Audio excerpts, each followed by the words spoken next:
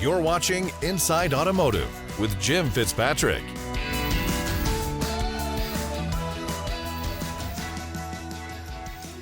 With today's tech, our ability to reach the right consumer with the right message is better than ever before. And many times it's done right from the palms of your team's hands. So today, the founder and owner of Cage Automotive, Mr. Durran Cage, is going to walk us through ways you can better leverage tech to help your teams win. Welcome to the show. Thank you so much, Durran, for taking the time out of your busy schedule. Jim, thank you so much. Excited. I think it's a perfect time. Excellent topic, excellent question. So excited to be here. Sure. So dealers know, about tech and AI, but implementing it is a different ball game altogether. Talk to us about what you're seeing out there today, because AI, as you know, is being thrown around. Some people understand it, some people don't. Some people aren't, or I should say, dealers and their teams aren't really sure how it's going to really maximize their efforts on the showroom floor and with customers. So talk to us about that. Yeah, it's such a great topic because AI, when I feel like last year, it changed the game. 2023 came and it was like ChatGPT came out and then all the competitors came along with it. So what I've seen from how we can better utilize AI, we can use it consumer facing, right? I've seen that a lot. We're seeing chatbots, all that. That's great. But to me, the more powerful way that we can use AI is internally with our teams and our structure. So what I mean by that is, imagine if you're a sales manager here right now, and you're listening to this show, you're like, well, how can I use that? Well, if you're going to do sales meetings, for next month or for the next few weeks, you can use ChatGPT and say, hey, my team is struggling with setting an appointments out of their CRM. Could you give me 5 different ways or 5 different sales meetings, tips, topics, and then a script that I can go by to help, have a concise, good sales meeting and teach my team. Same thing for salespeople. They can focus on using AI to better help their customers, or they can use a tool that helps them with how they're spelling, with help them craft the right message that they use. So they type up the message first on what they wanted to say to someone, and then use AI to say, hey, is there a way to make this a little bit better? Sure. And then of course, AI will say, yeah, because it's got the copywriting skills. And then we can take that and then send it to the customer. So using tools that way with AI, and then also I'm a big believer with the extended follow-up within the CRM. So, that nurturing is something that I feel since we've been in these later years, since COVID, that nurture follow-up, that personalization has been a struggle to see dealerships really implement that if they don't have a BDC. Yeah. So if a sales team that does not have an external follow-up team, using AI for that long-term follow-up to keep nurturing those customers for sales and service has been a huge benefit for dealerships that don't have the, let's say they don't have as much wherewithal, the resources to invest in a huge sales team to keep up with all those people in the DMS and the CRM. That's right. And there's also, obviously, we're still suffering in this industry from a very high turnover.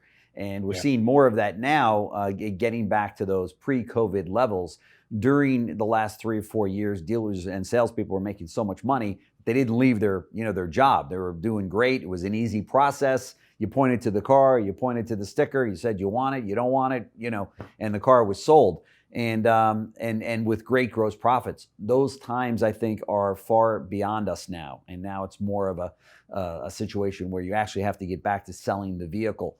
But that being said, it's tools like this that really enhance that process, right? And if with a high turnover, the dealer shouldn't suffer from the fact that nobody's following up on those customers, right? Correct, because now you have a system. That's what I teach dealers. Sales training is important, but your sales systems and your playbook are more important, because those are the things that are going to stick forevermore, but you can make adjustments. Sure. Sales people, and that's people's argument with AI, if you're for AI, is that AI doesn't sleep and it doesn't change. Yeah. AI doesn't get upset if a manager says something wrong or has a stomach ache that day. It doesn't yet, but it might in future months, right? With AI, right. It's got a mind of its own. That's it. So, but having that system in place to connect that with your marketing channels, to connect that with your training and your sales processes, it allows you to have a much more systemized business. And then you have our humans, our real people to help enhance all those systems and automations and AI to make sure that the experiences match the customer at the right time. Sure, sure. What are some of the most common pain points that you're seeing today from sales teams? What continues to, why are dealers giving you a call and saying, hey, well, we got problems here, and here's what they are? It really is follow-up prospecting, reaching out and doing those extra things for customers, and also having the desire to really want to help people. Yeah. Because you just said it. A few years ago, you picked up your phone and you took the call, and it was about, do you have and how much will it be? Right. Well, now the conversation has changed to when we're reaching out to customers, they're asking questions like, what is the better deal for me? Lease, retail, and how much cash are you going to take off? And what is your lowest price? Yeah. How do you deliver? And so what's happening is salespeople and internet teams aligned, they're struggling with, hold on, these customers are being kind of mean, or they're being demanding, but no, it's the customers that have awakened back up, and they all came off of a few years where they didn't have many options. That's right. So now that they have options, the sales team has to become better at personalizing every experience, to where the quote I used to say, and I still say it actually, is that when we talk to our customers, we want to make the experience so good that when that experience is done with us, they are no longer in the market with anyone else. Right. If you cannot say that after you've had an experience, whether phone, text, email, or in person, then you know that we've got work to do. And that's that fine tune that I'm seeing missing in most dealerships with the sales team, is just having that extra intention with every customer. That's right. That's right. And it's more important now than ever before, as inventory levels are getting back to that those pre-COVID levels, right? Of 90 days, 120 days. Some dealerships are experiencing even much longer than that, especially if they're EVs, right? But so to tighten up in all of these areas is extremely important for dealers, right? Yes, absolutely. And using all that data in your CRM makes everything so much more simple. You're talking about, if inventory right now, so if a dealer's listening to this, like, okay, so if you have an aged inventory issue with some certain used cars, yes, you have your marketing channels that you can use, but use those wonderful humans that you have.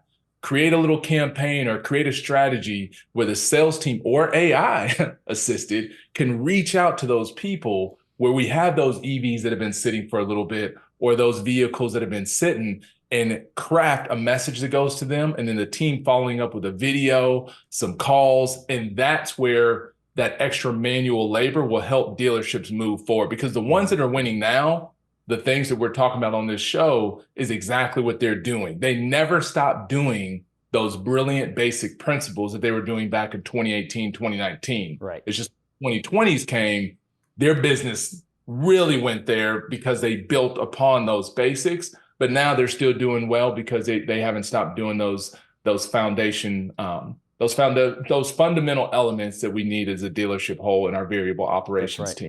And for those consumers that bought a car 24 or 36 months ago, it was the consumer that was put off by by that arrogant salesperson that said, hey, we got the car, it's going to sell within the next few hours. You want it or you don't want it. And in terms of a discount, forget it. In fact, this particular car has got a premium on it. We're going to be charging more than sticker price. And now, that's changed. Consumers don't forget that.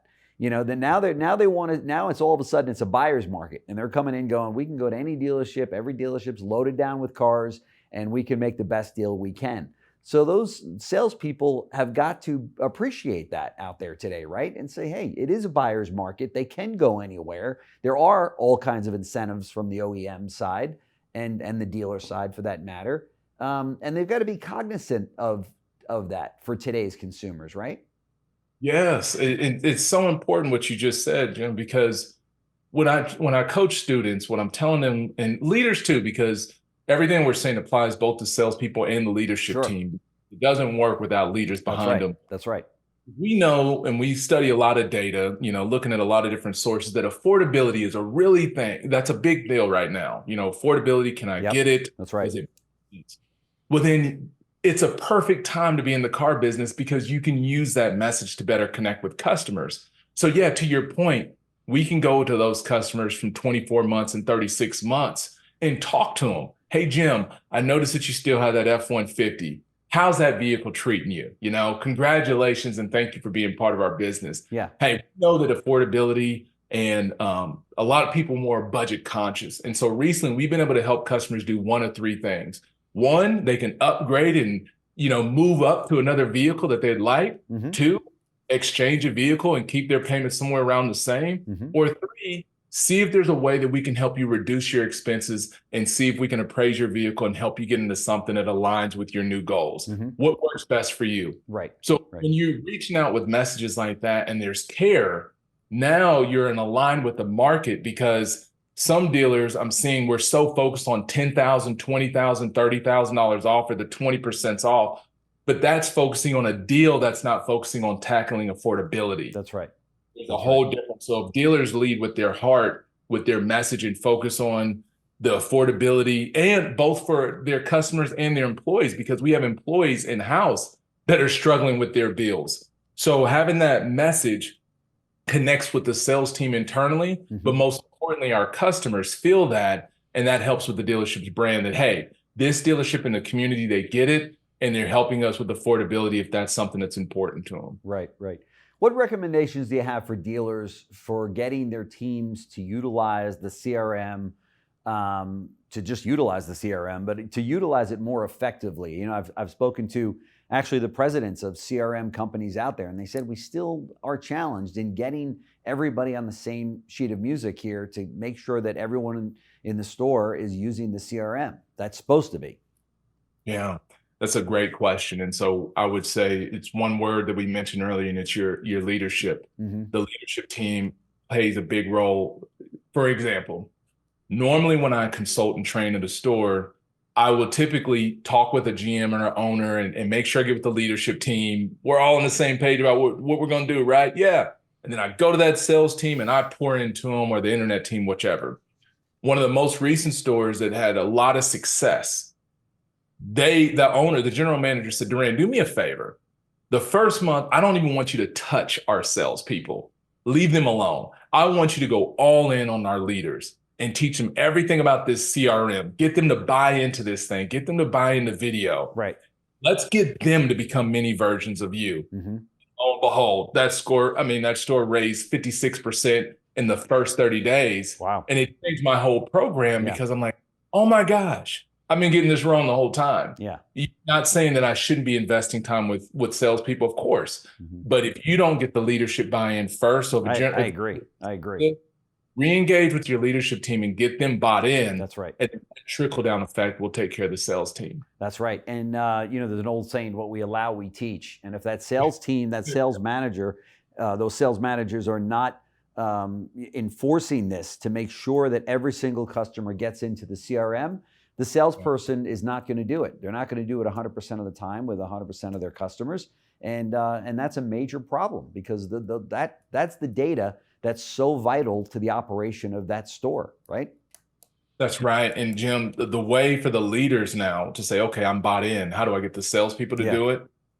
I don't know if I should say this, but I'm going to say it anyways. We're still in a time of a lot of laziness out of salespeople. Not saying all of them are lazy, but I'm okay with that. It's about, what are we lazy about? And a lot of it is follow-up. Like, I don't want to do all that follow-up because the customers aren't answering the phone. Sure. Well, if you put them in the CRM, yeah, it actually allows you to be a little bit more lazy, because technology can do so much of the heavy lifting. Going back to what we spoke about earlier, using AI, using automations, using your CRM, it allows the salespeople to focus their time on the customers that matter most, and the ones that maybe they're not as engaged, we can use technology to help them. So that's how I get salespeople involved. I say, is anybody here lazy? Anybody want to make more money without working as hard? Which most owners and GMs, we don't want to hear that, but we got to face the truth. Yeah. This next generation that's coming in, millennials and lower, they're not looking to come in to pick up their phone and dial it 150 times a day. That's right. They're not looking for that. They're looking to come into a place that utilizes tech, like what we're talking about, utilizes social media, and creates an environment of work where they're not doing mundane tasks that make absolutely no sense. So That's right. I couldn't have said it better myself. I'm going to leave it right there. Durran Cage, who is the founder and owner of Cage Automotive, thank you so much for joining us here on Inside Automotive, and thank all of you for watching. Don't forget, you can also access all of CBT news and in-depth interviews and the original shows that we do have on Roku and Apple TV now. So thank you so much, Durran, for stopping by the show. Really appreciate it. Thank you, Jim, as always. Thanks. Take care. Thanks for watching Inside Automotive with Jim Fitzpatrick.